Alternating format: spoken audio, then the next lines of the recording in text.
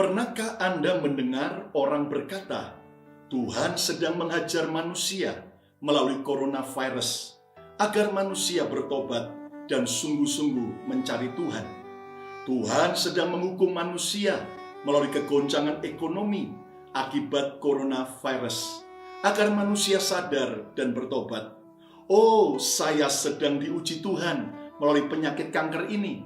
Kalau tidak ada ujian, manusia tidak belajar mencari Tuhan dan tidak sungguh-sungguh bergantung kepadanya. Oh, kebangkrutan ini akibat saya terlalu sombong, mengandalkan diri sendiri. Tuhan menghajar saya agar bertobat dan sadar. Pertanyaannya, benarkah pernyataan-pernyataan di atas tersebut?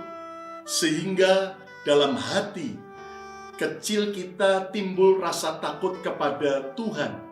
Karena kalau kita tidak taat, kita bisa celaka.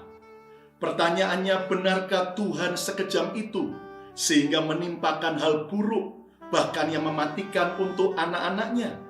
Ketika seorang percaya bahwa coronavirus merupakan pukulan dari Tuhan agar manusia bertobat, lalu orang menerima dengan pasrah. Akibatnya dia tidak berusaha meraih kesembuhan yang dijanjikan Tuhan. Yang bangkrut pun jadi pasrah dengan penuh ketakutan. Padahal iblis sengaja memberi kita mindset yang salah agar kita kalah.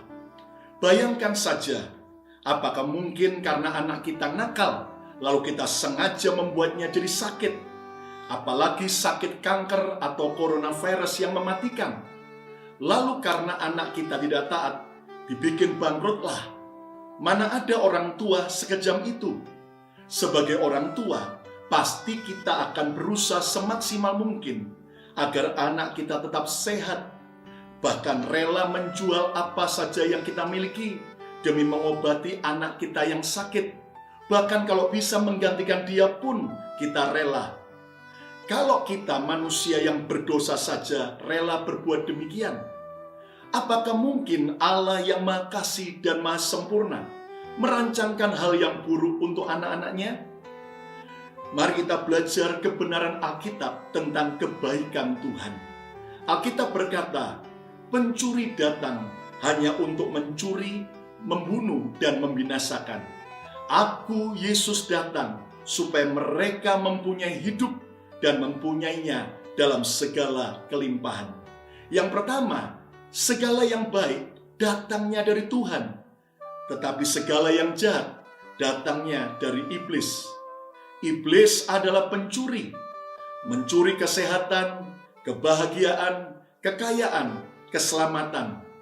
Iblis adalah pembunuh, membunuh iman, pengharapan, kasih.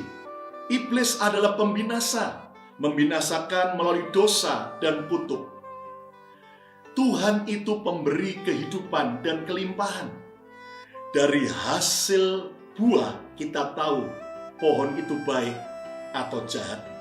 Nah, yang kedua, kebenaran Alkitab tentang kebaikan Tuhan.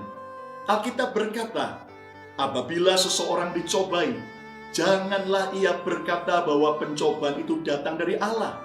Sebab Allah tidak dicobai oleh yang jahat, dan ia sendiri tidak mencobai siapapun. Tetapi tiap-tiap orang dicobai oleh keinginannya sendiri, karena ia diseret dan dipikat olehnya. Dan apabila keinginan itu telah dibuai, ia melahirkan dosa. Dan apabila dosa itu sudah matang, ia melahirkan maut. Saudara-saudaraku kasih, janganlah sesat. Setiap pemberian yang baik, setiap anugerah yang sempurna, datangnya dari atas, diturunkan dari Bapa segala terang, yang padanya tidak ada perubahan atau bayangan karena pertukaran.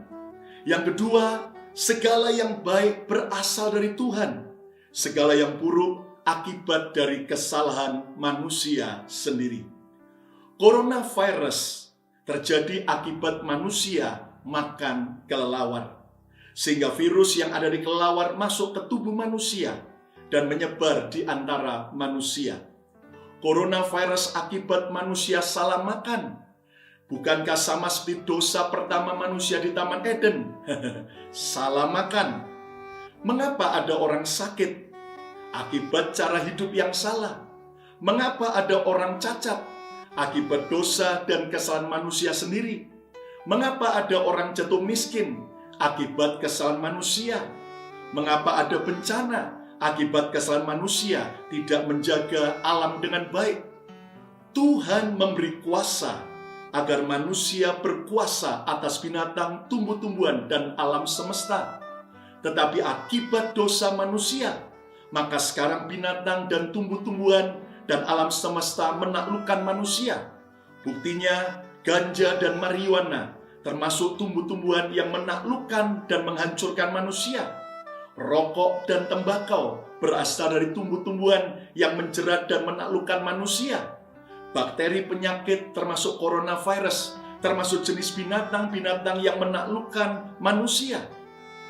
Yang ketiga, kebenaran Alkitab tentang kebaikan Tuhan. Alkitab berkata, sebab aku ini Tuhan, mengetahui rancangan-rancangan apa yang ada padaku mengenai kamu.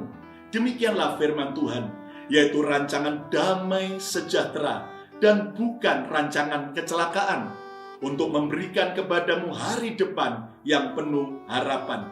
Yang ketiga, rencana Tuhan selalu baik.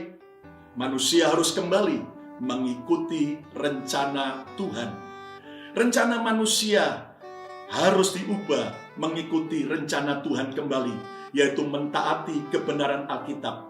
Kita harus hidup mengasihi Tuhan dan sesama, menjaga kesehatan dengan baik, cara makan yang sehat, pola hidup yang sehat, rajin olahraga, tidak lagi serakah dan tidak merugikan orang lain, bahkan lingkungan. Tuhan memberi hikmat kepada para dokter agar memberi nasihat kepada kita, jangan salah makan, olahraga teratur, jangan stres, jangan merokok, jangan langgar nasihat tersebut, sebab semua nasihat itu demi kebaikan manusia sendiri. Kita tahu sekarang bahwa Allah turut bekerja dalam segala sesuatu untuk mendatangkan kebaikan bagi mereka yang mengasihi Dia, yaitu bagi mereka yang terpanggil sesuai dengan rencana Allah. Hari ini, mari kita kembali kepada rencana Tuhan, dan percayalah Tuhan tetap baik, karena segala yang baik datangnya dari Tuhan. 3 kebenaran Alkitab tentang kebaikan Tuhan. Yang pertama, segala yang baik datangnya dari Tuhan, segala yang jahat datangnya dari iblis.